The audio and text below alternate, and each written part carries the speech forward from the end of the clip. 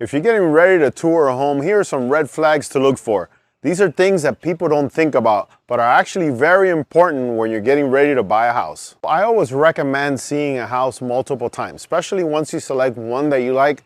You know, let's do a second showing, even a third showing. And what I like to tell my customers is, let's not go at the same time. Let's go at different times. Let's go at nighttime, sometimes go in the afternoon, sometimes go in the morning. Why is this important? The other day, I was in Doral. We went to see a house, 12 o'clock during the day, and guess what? There was an airplane passing by, and we're like, okay, the airplane passes by, that's normal. Less than 30 seconds later, a second airplane passing by, and a fourth, and it was just one after the other. So I asked the listing agent, what's going on here with the planes? He's like, oh no, it's the route. The route goes right over the house.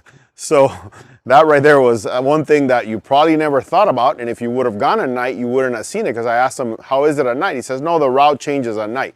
So if you would have gone to see that house at night, you would have not heard the airplanes, yet you would have gone during the day when we went, the airplane passing by. Same thing, that same client, we also went to see another house, and in the middle of the showing, we hear shots, doom, doom. I go, is this fireworks? It's not 4th of July. Guess what it was? It was a gun range. There was a gun range within, I don't know, 200 feet of the house. We couldn't see a very nice neighborhood. Happens to be a gun range in the neighborhood. And you would hear the gunshots from the police. You know, it was a police training area. During the day, gunshots. Yeah, so noise is one of those things I really look for, because I know it's important. You know, a lot of people sometimes work at night. You know, they want to be sure that they could sleep during the morning. There's not a noise level. So, you know, I've gone to properties and they have a lot of the music in the background on. And, you know, that's one thing I will tell the agent. A lot of times I say, hey, do you mind turning off the music? Oh, you don't like the song? No, it's not that I don't like the song. I just want to hear the sound. And guess what? You lower the music, busy road on the back, a bunch of cars passing by. So right away, I tell my client, that's the reason why they have the music. You have a busy road in the back, they don't want you to hear that, you know? So there's many factors. So don't fall for the old trick of the music. Make sure you hear everything around that house.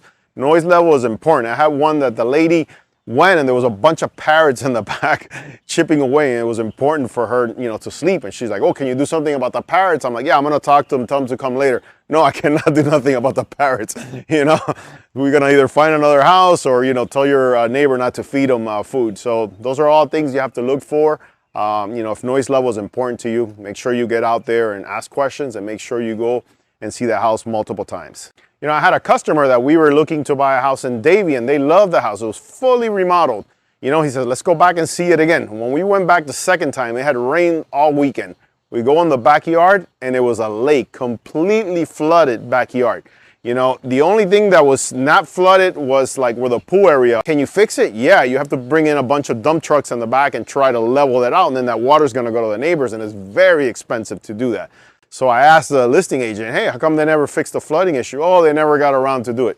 You know, it's not a cheap thing to fix.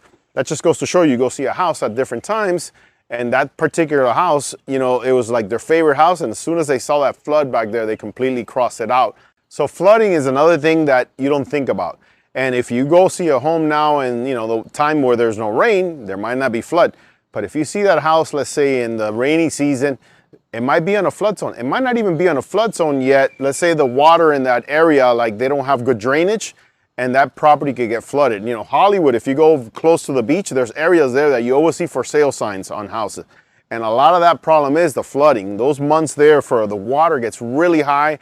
We've seen water damage inside homes just from all the water from that raises 2 or 3 feet. So it's very important to find out about the flooding, and a lot of times, let's say it's not a rainy season, you get that from maybe driving around, speaking to a few neighbors. You know, the neighbors don't have nothing to lose. If you say, hey, I'm looking to buy a house here, does it get flooded? And they'll tell you the truth. You know, a lot of times even the agent might not know. So it's good to do your research, go out, see that house, speak to the neighbors, and try to find out if it's on a flood zone. Because, you know, flooding is one of those things here that, you know, it could be a big deal for some people. You know, you don't want to go in and you know, be fishing outside your house. So keep that in mind. I like to look at days on the market when I'm negotiating a property. If a property's been on the market a long time, you know, 90 days, you know, 4 months, whatever that case is, you know, usually houses here sell a quick amount of time. When they're in the market that long, there's usually a problem with the house. It's either overpriced, or there's something that, you know, that property might have gone through inspection or didn't appraise. So it's very important to do that. You know, sometimes the agents don't change the status on the property, And then I usually give them a call and say, hey, have you ever got a contract? Why is this property in the market so long? And they'll tell me, oh no, we had a contract here, contract there. I try to find out why that contract didn't go through. So that's a red flag. If a property's been on the market that long time, we need to find out why it hasn't sold, you know? Many reasons, you know, it could be inspections, it could be appraisal, it could be, you know, problems with permitting. You know, sometimes they've done some work on the house, they didn't close those permits. So a little bit of research could tell you a lot about a property, and it's important to look for that. Also, inventory. You know, if you go see a project or let's say a condo and there's many condos for sale, there's usually a problem with that condominium. You know, it's normal to see sales here and there, but when you start seeing a lot of them at the same time, look a little bit further behind, you know, especially on condos. At first you didn't see so many sales, and now there's a lot of sales.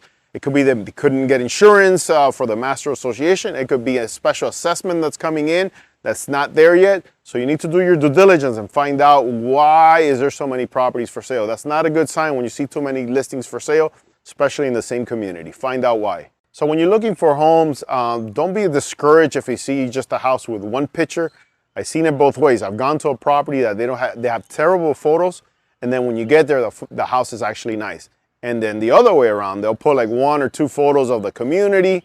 You know, when they start putting photos only of the community and not of the house, that's usually a red flag that the house is not in good condition. If you see the word TLC, it needs updating, those are all things that the house is gonna need work. But at the same time, you know, if you see some photos that are dark that don't look good, you'll be surprised. It's actually really good when you go see a house that has terrible photos, and when you get there, it's actually a real nice house.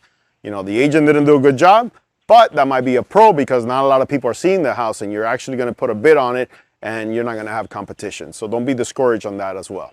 But just remember to do your due diligence, you know, work with an agent that's gonna see all the angles that a lot of times are not out there that are obvious. You know, I've seen a lot of properties throughout the year, so it comes natural to me.